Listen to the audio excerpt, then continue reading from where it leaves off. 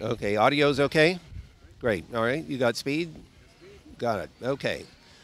Hi, I'm Vint Cerf. I'm today Google's chief internet evangelist, but many, many years ago, Bob Kahn and I were the designers of the internet.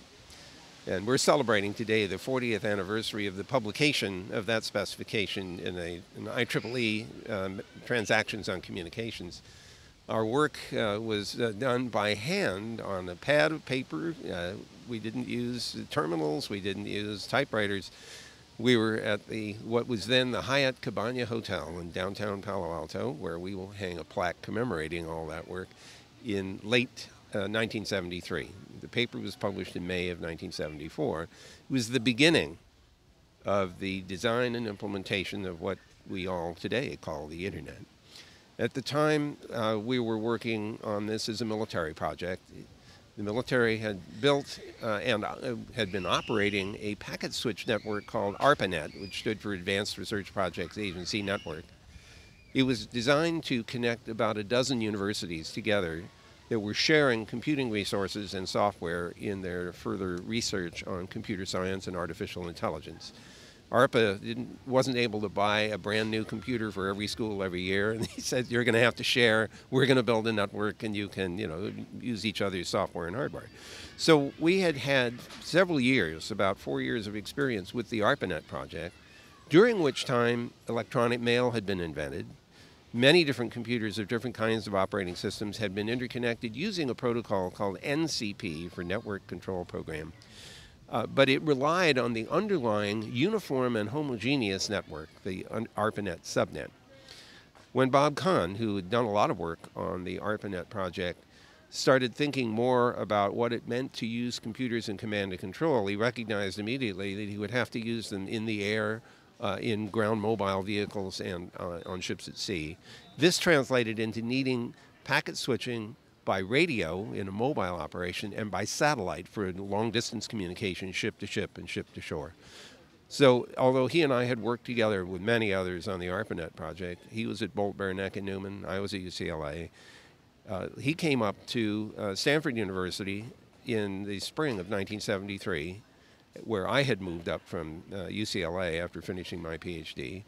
He had gone from Bolt, Baranek, and Newman to ARPA by that time. And so he sat down and said, listen, we got a problem. We've got these different kinds of networks. They're different packet sizes, different speeds, different rates, different error rates, and everything else. How are we going to hook them together and make them all look uniform? That was the internet problem.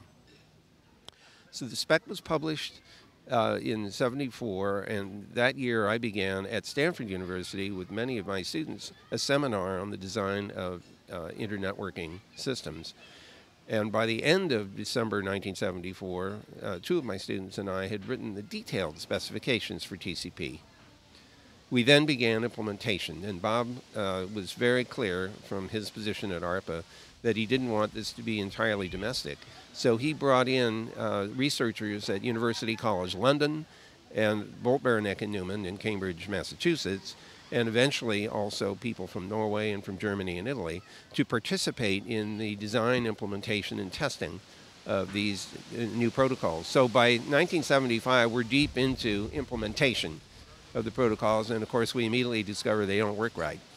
So there's a series of 4 iterations of the protocols leading up to around 1978, when we had split what had once been a uniform end-to-end protocol for delivering sequences of really bytes from one computer to another through multiple networks. We split off a portion of the protocol we call now Internet Protocol.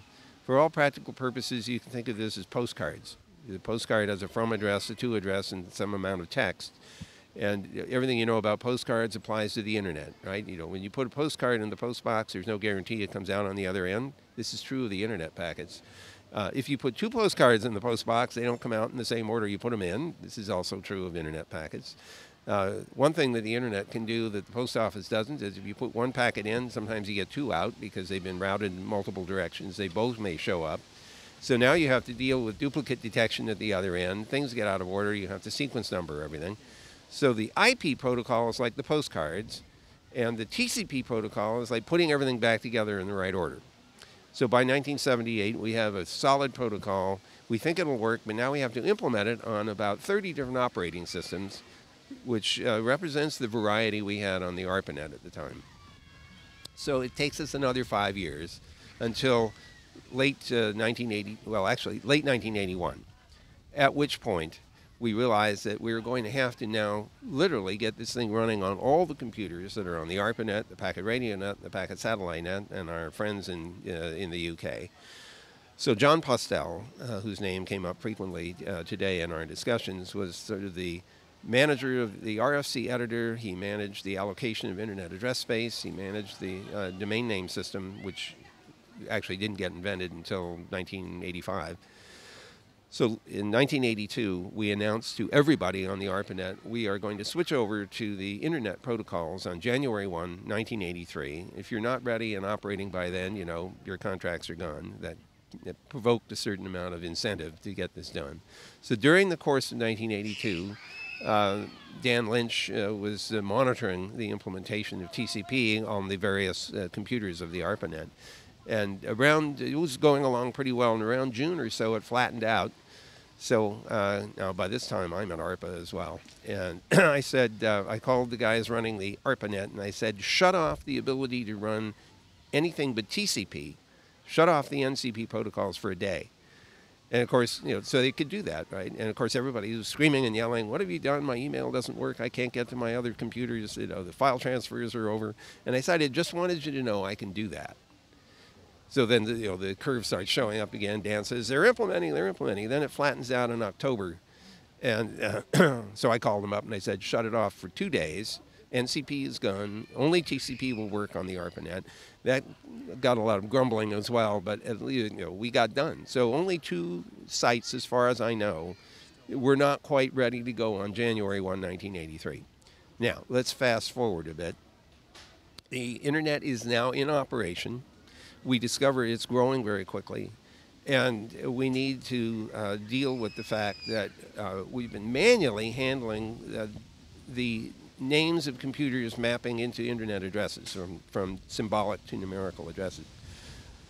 And we have to invent something called the domain name system, which I'm sure most people are familiar with now. Paul Makapetris and John Postel at USC Information Sciences Institute developed this idea. Eventually, that becomes the heart of the way we navigate around in the internet. Then in late 80s, in 1989, Tim Berners-Lee invents his idea of the World Wide Web, and he uses these domain names in the hypertext markup language in order to describe places in the internet where you could go, websites. Ironically, about that same year, we see the first 3 commercial internet services arising in the United States. So the first commercial operation starts then, 25 years ago. And at this point, if you were measuring the growth of the internet, you would see it growing at 100% per year, number of machines, number of networks, number of users. So we now have an explosive thing on our hands. The World Wide Web, which went unnoticed until about 1993, when Mark Andreessen and Eric Bina invent their graphical version called Mosaic, the graphical browser. Jim Clark recognizes this, drags he drags Mark Andreessen to Silicon Valley, starts Netscape Communications. Within a couple of years, they launch their IPO. It's the most explosive result on the stock exchange ever seen. The dot boom is on, and it goes until April of 2000. Then the dot bust happens because people have been throwing money at companies that don't have good business models. But underlying all of that, the internet is still growing at 100% a year, right through that dot bust. So we're into the 2000s, and at this point, we're starting to see new applications showing up, including encoding voice on the internet protocol, encoding video on the internet protocol. This was the second iteration of this because we were experimenting with this during the research period in the 1970s with packetized voice and packetized video, because we knew the command and control would need voice, video, and data. But by the 2000s or so, we're starting to see serious implementation in the commercial sector.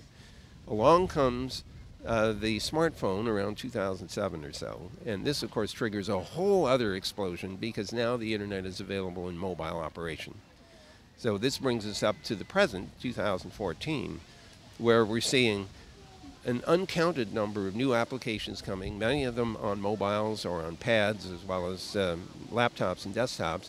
We're seeing countries that are authoritarian in nature wanting to shut the internet down because they don't want people talking to each other or knowing what's going on. So there's this giant discussion about internet governance, which is the current topic of topic A, I would say. And so today, the freedom and openness of the internet is under threat.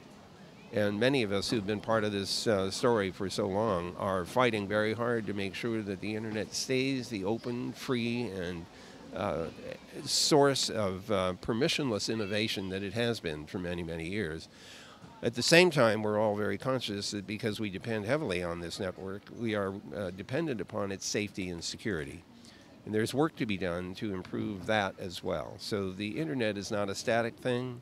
It is still evolving. The applications continue to evolve. New protocols come along. Security has to be added to the system. So we still have a lot of work to do. And it's not over yet, not only terrestrially, but the next step is off-planet. And for the last 15 years, NASA, the Jet Propulsion Laboratory, have developed, implemented, and deployed an interplanetary network linking Earth, Mars, the International Space Station, and a satellite that's in orbit around the Sun. So, the rest of this century is going to be filled with internet stories. I wish I could be around to see all of them, but I hope I'll see a few of them between now and whenever I go off to my reward. You've had a long legacy, and it'll continue, so thank you so much.